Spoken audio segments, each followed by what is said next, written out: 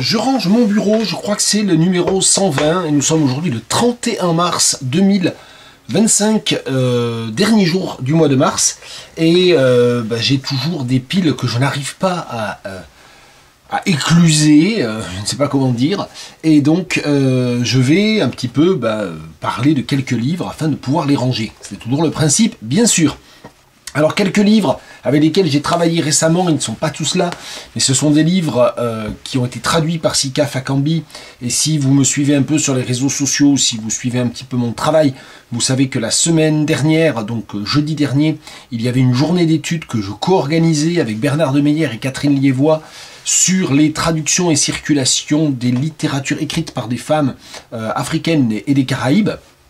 Et à cette occasion, on a eu comme invité d'honneur la grande traductrice Sika Fakambi, avec laquelle on a eu un entretien que j'ai essayé d'enregistrer avec Zoom. Bon, j'ai pas eu le temps encore d'essayer de remonter ça et peut-être de l'utiliser pour peut-être l'émission de radio I Love Mes Cheveux, je sais pas très bien. Toujours est-il que l'entretien était très intéressant, qu'il a été enregistré, donc on pourra éventuellement même le transcrire. Et donc à cette occasion-là, on a lu un certain nombre d'extraits des traductions de Sika Fakambi. On a parlé d'un certain nombre de ces traductions, elles ne sont pas toutes là. On a aussi parlé dans les traductions de Sika, que je ne vais pas vous montrer là. Il y a la BD Wake, le roman graphique Wake dont je vous ai déjà parlé. Voilà, il y avait Maya Angelou aussi, c'est sa dernière traduction publiée l'année dernière, le tome 3 de l'autobiographie de Maya Angelou, chanter, swinguer, faire la bringue comme à Noël. Et donc voilà, là 3 livres que je vais aller ranger sur mes étagères, sa traduction de Zora Neale Hurston, Their Eyes Were Watching God, qu'elle a retraduit il y a quelques années, mais leurs yeux dardaient sur Dieu, aux éditions Zulma, c'est très très bien évidemment. La poésie de Warsan Shire avec ce recueil ici bilingue aux éditions, je sais jamais, Globe, tout bêtement. Béni soit cet enfant qu'une voix dans sa tête a fait grandir, Bless the daughter raised by a voice in her head, et ça date de 2023. Je pensais que c'était une année ou deux plus ouais, il me semblait que ça remontait à il y a plus longtemps, bon, peu importe. Et donc là on a fait des lectures à 2 voix, Sika et moi, de 3 poèmes en anglais et en français. Et puis dans la collection Corpus que Sika a dirigée pendant quelques années aux éditions Isabelle Sauvage, Maud Salter, Blood Money Remix, dont on a aussi pas mal parlé lors de l'entretien entre nous. Voilà, ça c'était autour du travail que j'ai mené, que je mène en permanence autour des questions de traduction et avec un certain nombre de traducteurs, traductrices. Donc si vous n'aviez pas encore noté ce nom, on cherche Sika Fakambi. Dès que vous voyez quelque chose traduit par Sika Fakambi, c'est forcément un texte intéressant, un texte bien traduit. Je poursuis avec 2 essais brefs que j'ai lus tout récemment dans la collection Le mot est faible aux éditions Anamosa. Je vous ai déjà pas mal bassiné avec cette collection émeute de Michael Kokorev, dans lequel il revient sur ce concept d'émeute. Alors comme toujours, les livres de la collection Le mot est faible, ça permet vraiment de faire le point sur un certain nombre d'éléments historiques, d'éléments sociologiques et puis évidemment d'éléments terminologiques. J'ai corné un certain nombre de pages, puisqu'il part notamment des différentes émeutes dites des banlieues, mais qui ne se sont pas cantonnées aux banlieues, de 2005 à 2024. Et donc, je dis peut-être des bêtises, c'était peut-être 2023, d'ailleurs, je ne sais plus. Voilà, donc, il y a un certain nombre de choses qui sont intéressantes ici, à propos des émeutes de 2023, voilà, j'avais un doute, c'est autour de Naël, les fameuses émeutes de juin 2023, je sais pas pourquoi j'ai dit 2024. Tout en rejouant une histoire immédiate et longue, ces émeutes de 2023 ont été d'une intensité inédite. Elles ont donné lieu à une forte couverture médiatique nationale et internationale sur des angles diamétralement opposés et à nombre de débats. Avec d'autres chercheurs et chercheuses, j'y ai pris part, incité à refaire les mêmes constats établis année après année par une abondante littérature en sciences sociales depuis 2005. Cela relève d'une sorte de division sociale du travail. Les journalistes informent, les forces de l'ordre rétablissent l'ordre public, le gouvernement multiplie les effets d'annonce, les éducateurs tentent de réparer les liens sociaux. Les chercheurs et chercheuses d'expliquer les causes de ce qui s'est passé. En revanche, on entend peu les habitants des quartiers populaires. Ils restent invisibles et inaudibles. La ségrégation urbaine, scolaire, raciale va de pair avec leur marginalisation politique. L'éruption de l'émeute donne à voir paradoxalement leur invisibilisation. Donc voilà, donc il y a beaucoup d'éléments très intéressants ici hein, sur les différentes associations, les différents chercheurs-chercheuses dont parle Michel Kokorev. Je crois que je ne l'ai pas appelé Michael tout à l'heure, j'ai vu Michel Kokorev dans son livre. Michel Kokorev qui est professeur de sociologie, voilà, mais qui parle pas mal de droit aussi. Hein. Il renvoie aussi à un certain nombre d'éléments historiques qui proviennent en fait des historiens et des historiens de la Révolution française et aussi du 19e siècle. Donc voilà, donc un certain nombre de choses comme ça. Voilà, et je veux juste lire une des pages. C'est pas tout à fait la fin, d'ailleurs, ça peut être dans l'avant-dernier chapitre. Chapitre qui s'intitule, je ne vais pas dire de bêtises, Généalogie des émeutes de la mort. Cette répétition des émeutes interroge. On ne peut pas dire que la question des banlieues n'a pas été prise à bras-le-corps par les gouvernements successifs de gauche comme de droite. Mais les plans banlieues se sont englués dans les sables de la communication et de l'administration. La politique de la ville est devenue un millefeuille invisible. Les dispositifs ont été empilés sans en évaluer les effets. Certes, la physionomie des cités a bien changé à la suite d'opérations de rénovation urbaine et de désenclavement par les transports en commun, mais elles n'ont pas modifié fondamentalement les mécanismes de peuplement, ni diminué les concentrations ethniques en favorisant la mixité sociale. La frénésie sécuritaire, selon l'expression de Laurent Mucchielli, l'a emporté. Que le plan Borloo sur la politique de la ville ait été l'objet d'un enterrement de première classe par l'exécutif en 2018 et que le secrétariat à la ville n'ait pas été reconduit en 2024 en sont la triste illustration. Comme vous le voyez aussi, hein, il s'appuie sur un commentaire de la question de l'action publique et de l'action politique en remontant jusqu'à tout récemment, puisque là il parle effectivement du gouvernement... j'allais dire Borne, mais non, parce qu'elle est revenue par la fenêtre après avoir être partie par la porte. Le gouvernement, comment il s'appelait? Barnier, voilà, c'est ça. Donc là, il parle de la non-reconduction du ministère de la Ville dans le gouvernement Barnier. Émeute de Michel Kokorev. L'autre essai que j'ai lu récemment, Face à une bête sauvage, de Joël Zask. Joël Zask, dont j'ai lu 2 autres livres, dont Zoocities, auxquels j'avais consacré une vidéo, non pas Je range mon bureau, mais une vidéo Interpares. Donc vous pouvez vous reporter à la série de 37 vidéos Interpares que j'ai enregistrées il y a 3-4 ans, 4-5 ans peut-être. Donc toujours aux éditions Premier Parallèle, je crois que ça s'appelle comme ça, voilà, Premier Parallèle. Et c'est un petit essai assez étonnant, parce que bon, c'est de la philosophie, mais vraiment abordable, facile à lire, puisqu'elle livre un certain nombre de chapitres brefs sur l'idée, en fait, l'idée de départ qui est que si l'être humain se trouve confronté face à face avec un animal sauvage, donc un animal non domestique, qu'est-ce qui se passe et qu'est-ce que cette interaction met en œuvre comme mécanisme, et surtout dans quel contexte est-ce que cette rencontre s'inscrit. Évidemment, ça n'est pas la même chose pour un coyote ou pour un rat, par exemple, et à chaque fois, elle détaille avec un peu le même plan. Si je regarde, je crois, voilà, il y a à chaque fois une fiche d'identité, hein, si je regarde par exemple le macaque, et donc il va y avoir une introduction générale du contexte, que faire en cas d'attaque, que faire pour coexister avec les macaques, petite philosophie du macaque. Et donc à chaque fois, elle conclut des différents points qu'elle a soulevés dans son expérimentation et dans son exploration de la littérature existante sur un certain nombre de phénomènes d'interaction, pour en livrer une sorte de petite philosophie, c'est-à-dire finalement quoi, une philosophie perspectiviste, c'est-à-dire comment est-ce qu'on peut penser la relation animal-humain, animal-non-humain, du point de vue de l'animal auquel on se confronte, auquel on fait face. Et c'est de fait vraiment très intéressant. Par exemple, justement, pour lire le début de la petite philosophie du macaque, la hardiesse des singes et leur proximité en tant qu'espèce avec la nôtre font pencher la balance en faveur d'interactions étroites et intenses, comme celles qui pourraient idéalement s'établir entre les membres d'une grande famille. Cette proximité semble d'autant plus justifiée qu'un processus d'identification est possible.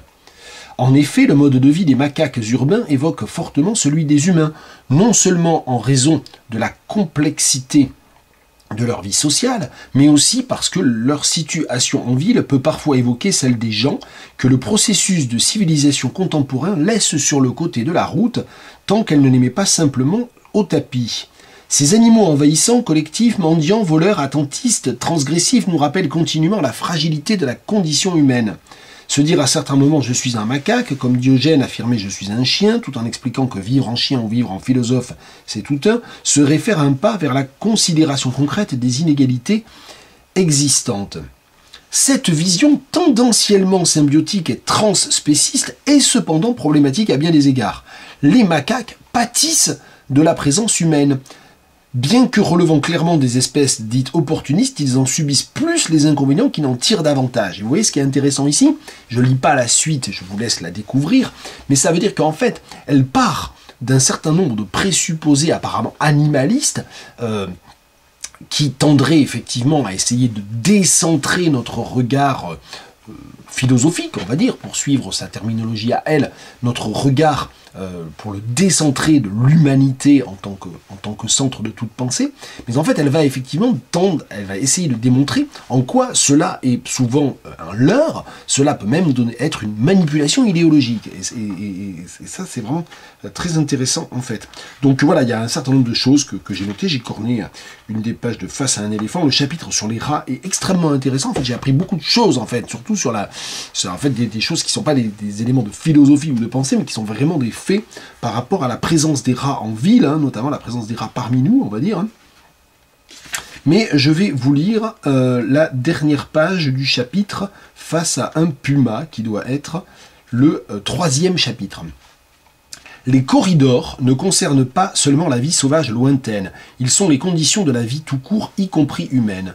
Relire l'histoire humaine dans les termes d'une création permanente de passages d'échelles très différentes, de celle de la planète à celle de la distance maison-travail, est aussi instructif que l'étude des migrations de cigognes ou, pour rester dans notre sujet, du comportement territorial des lions de montagne américains. La multiplication planétaire des corridors humains accompagne en effet un processus de civilisation qui valorise le libre-échange et la liberté de circulation des personnes, mais elle se fait au détriment de ceux dont dépend la biodiversité. Repenser les villes et les manières de se situer sur la Terre d'un point de vue non plus exclusivement humain mais multi-espèces permettrait d'aborder le virage écologique qui conditionne notre avenir à tous. Alors ça c'est vraiment la fin du chapitre Face à un puma, et c'est vraiment intéressant parce que elle part effectivement de ce que dit la difficile interaction avec les pumas et le fait que là, le morcellement et la fragmentation du territoire des pumas en Amérique du Nord nous permet de penser en termes de reconsidération d'un point de vue multi-espèce. C'est vraiment son idée ici. Joël Zask face à une bête sauvage. On poursuit avec un peu d'anglais, je ne sais pas très bien comment le dire. Je poursuis mon exploration des livres que j'ai ramenés d'Afrique du Sud et que j'avais un peu oublié sur une des 5 ou 6, je ne sais plus très bien, piles de livres à lire, parce que oui, j'ai peut-être une vingtaine de livres en retard pour que je range mon bureau, mais je dois pas être loin de la centaine de livres en attente de lecture, c'est terrible. Et donc il y a une pile que je n'ai pas tout à fait fini d'épuiser ou d'écluser, de livres achetés en Afrique du Sud, et notamment, donc, je crois que je l'ai montré, je sais plus, un poète Xhosa et anglophone, qui écrit dans les 2 langues d'ailleurs, Mangaliso Busani, A Naked Bone. C'est un recueil de 2019 et c'est extrêmement beau. J'ai trouvé ça vraiment très très beau. Il y a des poèmes en vers libre qui occupent en fait principalement les 2 premières parties. Et puis il y a une 3e partie qui s'appelle Naked Bone, que je la retrouve, qui est en prose poétique. Puis une 4e partie sans titre, qui est peut-être la plus belle, moi qui m'a le plus impressionné finalement, mais c'est vraiment, et donc je vais lire un extrait, je vais peut-être lire un extrait des 2, je vais peut-être lire un poème en vers. Daily verse. On a dusty gravel road, a half-naked child walks towards a tree which calls him by his name, carrying an empty basket, listening from his singing stomach. He meets his sorrows wrapped with thorns. On the shell of a passing snail he reads his daily verse, another 20 years to come, with nothing on the table. C'est d'une densité, vraiment, c'est vraiment très, très, très beau. Et bah, quand je lis de la poésie, quand je découvre comme ça des poètes bon, très, très peu connus, parce que bah, de fait il est publié qu'en Afrique du Sud, et je sais pas, je suppose que les spécialistes de littérature sud-africaine connaissent, travaillent sur Mangali Sobusani, mais j'ai pas fait de recherche, mais j'ai tendance à penser qu'il n'a pas été traduit. C'est vrai que j'ai aussitôt envie, en fait, j'aimerais avoir des journées de 72 heures pour prendre une heure aussi pour traduire Mangali Sobusani. Je vais vous lire le début de The Garden, qui est dans la 4e partie et qui est donc une prose poétique. The Garden. Some are half-bent, weeding the garden deep in conversation with willow trees, while a carpet of geraniums sings. Others on the other side of the country are chewing hatred. In love with thorns, they hatch them like birds on eggs. I don't want to be like my neighbor. When he opens his mouth, splinters of thorns jump out to hurt the little hearts of a stalk of wheat grass. My friend tells me his story. Just after his resignation, he dreamed of bees and his ancestors. In these night visions, they said he must slaughter a cow and grind sorghum seeds for umkomboti because they were thirsty. Someone asked why he didn't dream of them while he was working. We keep quiet for the funeral of the last sense. Some stones turn to dust. Trees grow tall, leaves fall on the ground and become human beings. Approaching winter, they surround themselves with walls. Through the windows, they wave a hand to me.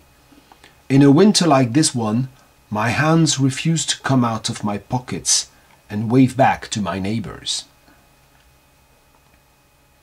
I dip my toes into the mud. My whole body takes a new form.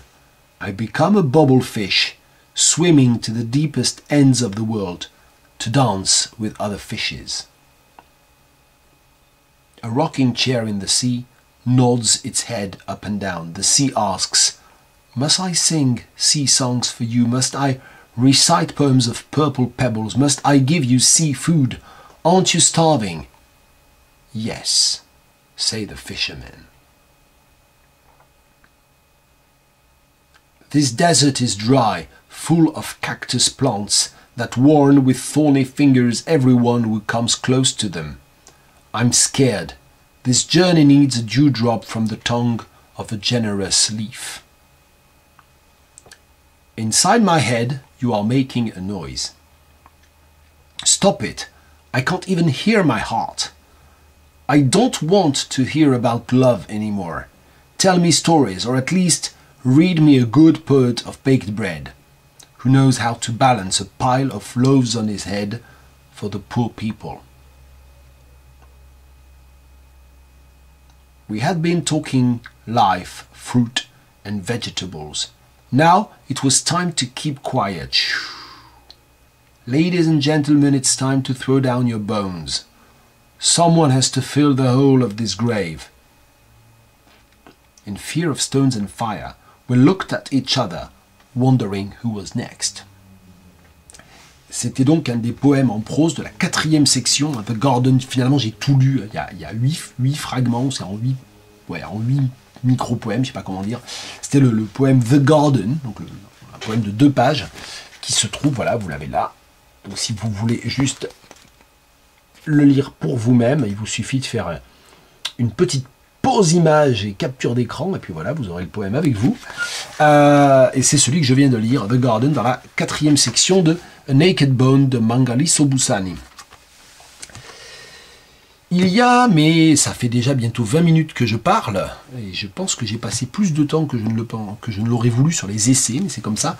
Je vais finir, du coup, tant pis pour les autres livres, mais petit à petit je vais y arriver, je pense, à écluser un peu. Je vais vous parler d'un livre paru tout récemment, le 4e livre, 5e peut-être d'ailleurs, je dois oublier le recueil de poèmes, le 5e livre de Linda Schuiten, Les Blattes Orgueilleuses, publié comme ses précédents ouvrages chez Casbah Éditions. Linda Schuiten, je vous en parle depuis le début, hein, le roman des pauvres cheveux, une valse, des rêves à leur portée, et donc le recueil de poèmes qui s'appelle Je parcours des déserts, je sais plus, je vais me faire gronder.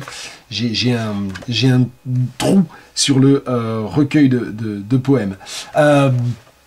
Voilà, donc c'est son, si on exclut les poèmes, c'est son 3e roman. Il y a aussi un recueil de nouvelles dont j'avais parlé. Elle me l'a envoyé parce que malheureusement, on ne peut pas se les procurer en France, me semble-t-il, ou alors peut-être par Amazon, mais bon, ça, je déconseille. Une petite dédicace personnalisée datant de janvier. Merci beaucoup à l'autrice. Et vraiment, et c'est quelqu'un dont je suis l'œuvre progresser, se développer, se ramifier un peu. Et c'est vraiment très intéressant de voir cette progression au fur et à mesure, en live quasiment, parce que c'est une écrivaine, j'ai envie de dire, de plus en plus intéressante. Alors je sais qu'elle est très étudiée, notamment en Algérie, où elle habite et où elle enseigne. Mais vraiment, moi j'avais énorme... Enfin, je pense que jusqu'à présent, le texte d'elle que je préférais, c'était le roman des pauvres cheveux. Ce qui n'est pas du tout diminuer la valeur des autres, mais c'était vraiment celui qui, moi, me résonnait le plus pour moi, avec un dosage extrêmement habile d'ironie, d'humour et d'émotion aussi, hein, et de force historique dans la manière dont ça raconte l'Algérie aussi. Et avec des identités, des personnages féminins extrêmement intéressants. Et je pense que celui-là est peut-être maintenant celui que je préfère, ou en tout cas c'est vraiment peut-être le plus approfondi, et avec en plus, et je pense que ça a participé du grand plaisir que j'ai eu à lire ce livre, c'est que au départ, j'étais un petit peu, je sais pas comment dire, pas réticent, mais j'étais un petit peu inquiet, n'est pas le mot non plus, parce qu'en fait, ça démarre, enfin, avec ces personnages d'hommes un peu dans la crise de la quarantaine, dans le milieu de la vie, qui sont un peu sceptiques, un peu désabusés, avec des personnages qui sont très contrastés, ça c'est assez intéressant, mais j'ai eu, je sais pas comment dire, ouais, j'ai eu un petit peu peur que ça tourne en rond, que le texte tourne en rond, et en fait pas du tout. Il progresse de manière extrêmement régulière, et en fait elle parvient à approfondir à la fois la façon dont elle raconte la grande révolution de 2019, puisqu'il s'agit d'un roman dont la toile de fond, et pas que la toile de fond en fait, c'est vraiment... Non, c'est pas la toile de fond du tout, d'ailleurs c'est tout le terreau, c'est tout le matériau du roman qui se cristallise dans cette révolution de 2019, donc toutes les marches, hein, donc il y a la progression linéaire du roman, alors il y a beaucoup d'analepses, mais la progression linéaire du récit principal est rythmée en fait par les différentes marches.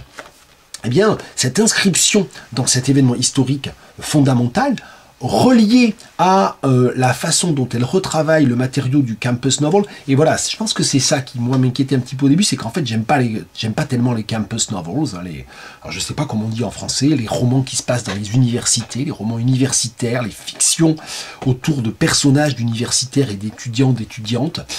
J'ai tendance à trouver que ça reste, c'est un peu comme les biopics, mutatis mutandis, je trouve que c'est des genres qui donne rarement lieu à des œuvres vraiment fondamentales. Et là, eh bien, ça proves me wrong. Pourquoi? Parce qu'il y a autre chose. Parce que c'est pas un campus novel purement de campus, c'est lié à la question des libertés académiques, c'est lié à la question de la liberté d'enseigner, puis c'est surtout lié à la question de la répression sociale et politique des mouvements de jeunesse, et donc effectivement de l'avenir que se perçoivent les étudiants, les étudiantes en Algérie.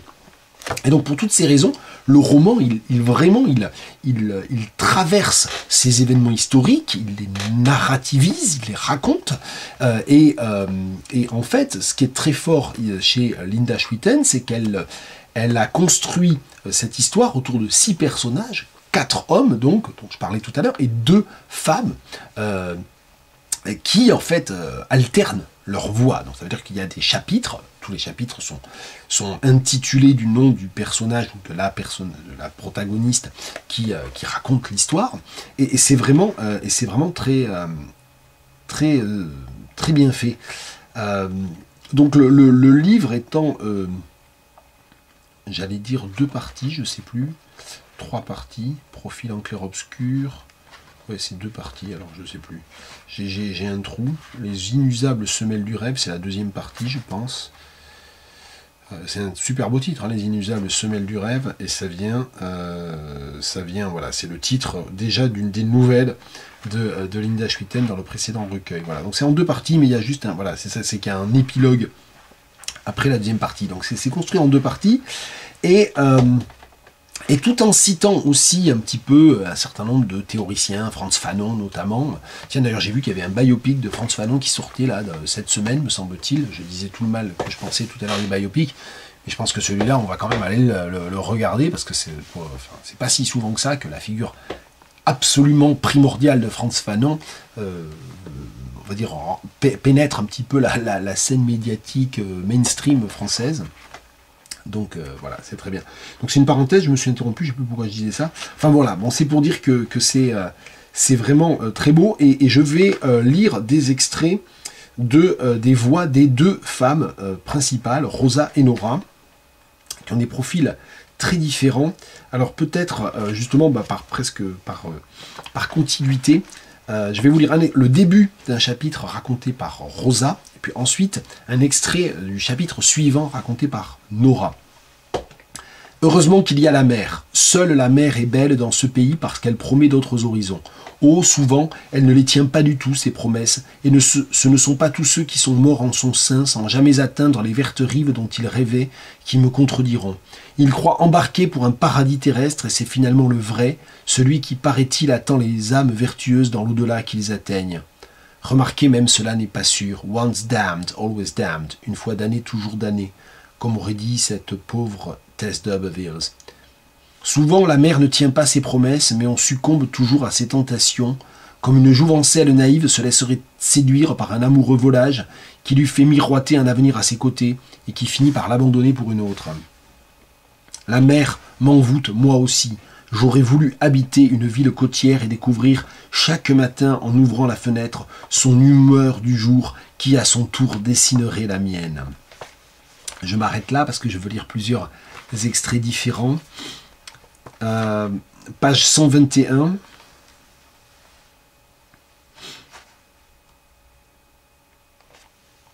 Ouais, 120-121, et donc là c'est Nora qui parle de sa relation avec un père autoritaire et proche du pouvoir.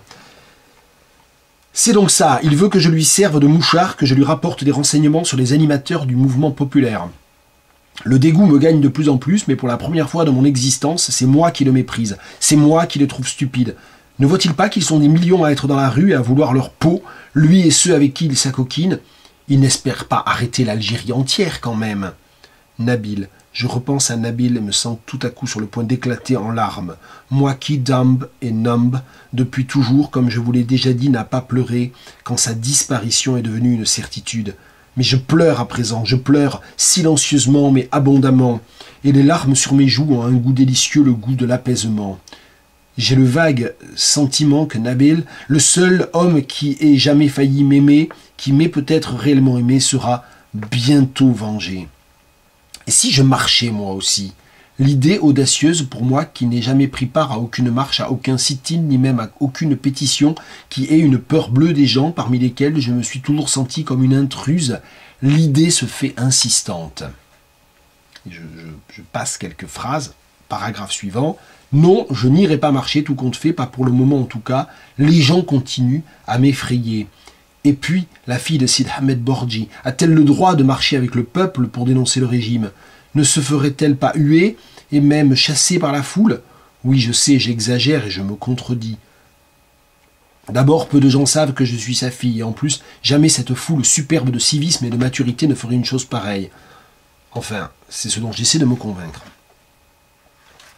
Et presque vers la fin, début de chapitre, là encore, narré par Rosa,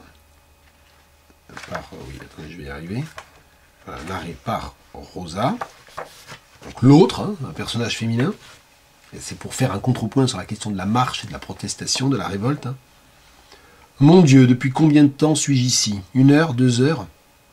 Probablement beaucoup moins que ça, mais j'ai l'impression que cela fait une éternité. Comment as-tu pu te retrouver dans un endroit pareil? Comment, éternel taré, comment? Je ne sais laquelle de ma honte ou de ma terreur va m'achever en premier.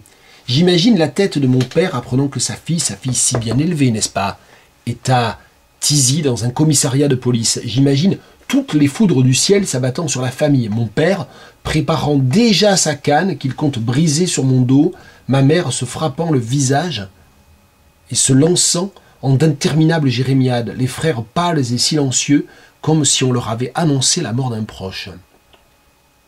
J'imagine la nouvelle se propageant comme une traînée de poudre et les regards scandalisés des voisins sur mon passage.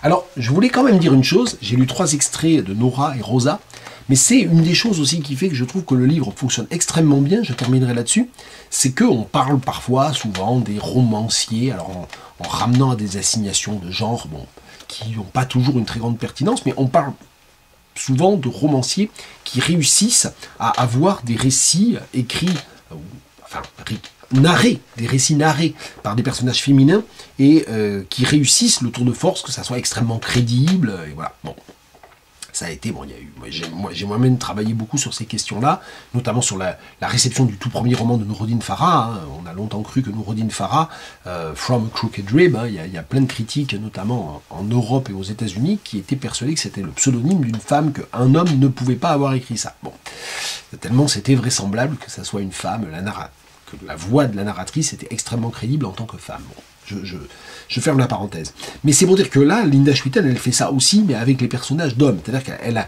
je trouve qu'elle a saisi extrêmement bien un certain nombre de nuances en termes de sexualité, en termes de regard désabusé, en termes de masculinité, en fait. Mais sans, justement, en faire quelque chose de satirique, en fait. C'est-à-dire qu'il y a toujours chez elle des éléments d'ironie qui affleurent, mais ça n'en fait pas une sorte de satire généralisée, au sens où elle n'utilise pas les personnages comme des types ou comme des prototypes. Il n'y a aucune espèce de stéréotypisation de ces personnages-là. Voilà, donc je voulais aussi terminer là-dessus, même si j'ai pas lu d'extrait des chapitres narrés par des personnages masculins, c'est également très réussi. Voilà, c'était donc Les Blattes Orgueilleuses de Linda Schwitten. Je pense que j'y ai passé un petit peu de temps, mais c'est vraiment un texte qui le mérite. Voilà, bonne semaine à vous et à bientôt.